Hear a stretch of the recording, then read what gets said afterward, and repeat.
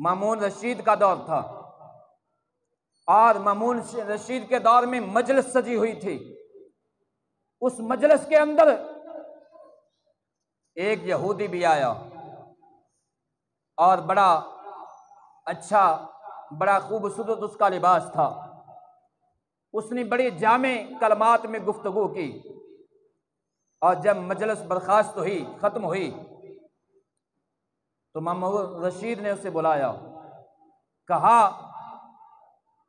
تم نے جو گفتگو کی میں نے وہ بھی سنی، اور تمہارے کلمات میں نے سنے، جامع کلمات تھے۔ میں تمہیں دعوت دیتا ہوں، تم مسلمان ہو جاؤ، تم مسلمان ہو جاؤ۔ لیکن آگے سے اس نے انکار کر دیا۔ مامون رشید نے یہ بھی کہا کہ میں تمہیں بہت سارے انعام و اکرام سے نوازوں گا اگر تم مسلمان ہو جاؤ۔ اس نے کہا یہ میرا دین ہے، میرے آباء و اجداد کا دین ہے، اور اس نے مسلمان ہونے سے انکار کر دیا۔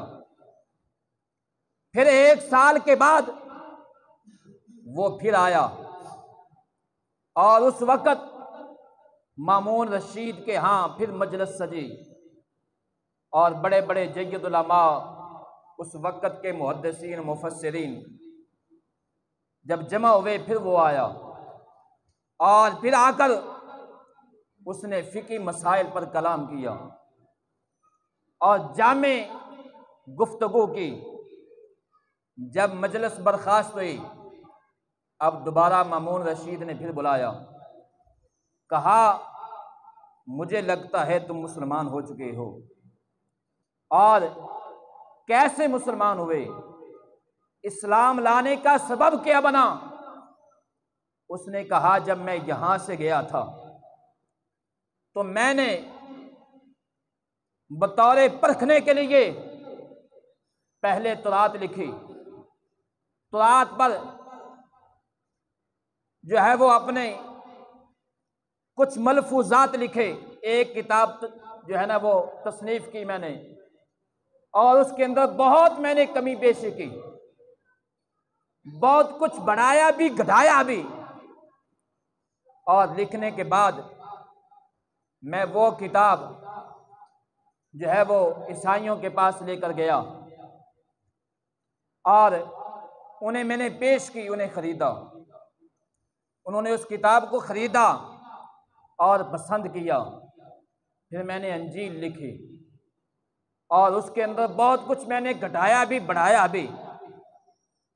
المختصر کہ میں وہ کتاب یہود کے پاس لے کر گیا اور انہیں پیش کی، اور ان کے رہبان نے اسے خریدا اور اسے پڑھا، اسے پسند بھی کیا۔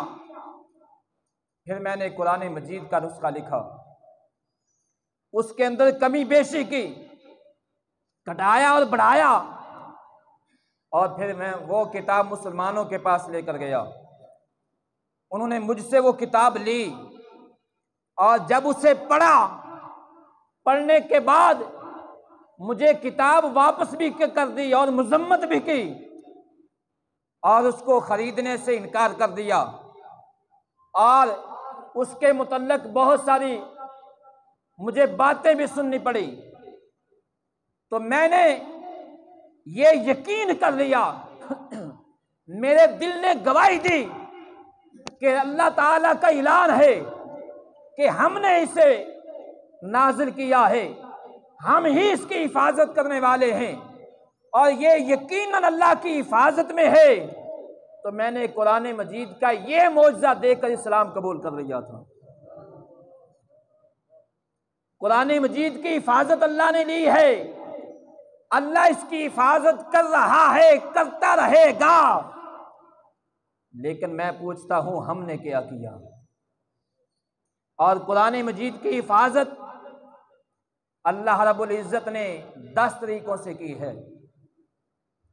اور حیرت انگیز حفاظت کی ہے اللہ رب العزت نے۔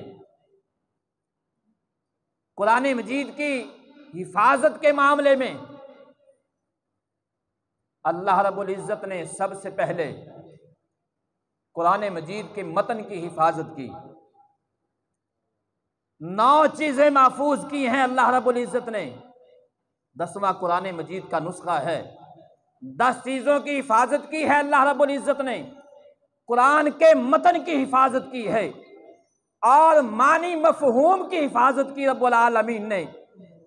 قرآن مجید کی زبان کی بھی حفاظت کی گئی، اور قرآن مجید کے الفاظ یعنی اس معنی کی عملی صورت کی بھی حفاظت کی گئی، اور قرآن مجید کے ماحول یعنی نزول ماحول کی بھی حفاظت کی گئی، جس ماحول میں قرآن مجید نازل ہوا، اور سیرت النبی صلی اللہ علیہ وآلہ وسلم کی بھی حفاظت کی گئی، جن پر قرآن مجید نازل ہوا، یعنی صاحب قرآن کی سیرت کی بھی حفاظت کی گئی، اور حضور صلی اللہ علیہ وآلہ وسلم کے نسب کی بھی حفاظت کی گئی، اور پھر حضور صلی اللہ علیہ وآلہ وسلم کے صحابہ کی زندگیوں کی بھی حفاظت کی گئی، اور صحابہ کی زندگیوں کی نہیں بلکہ تابعین تبع تابعین کی زندگیوں کی بھی حفاظت کی گئی قرآن مجید کی حفاظت کے زمرے میں۔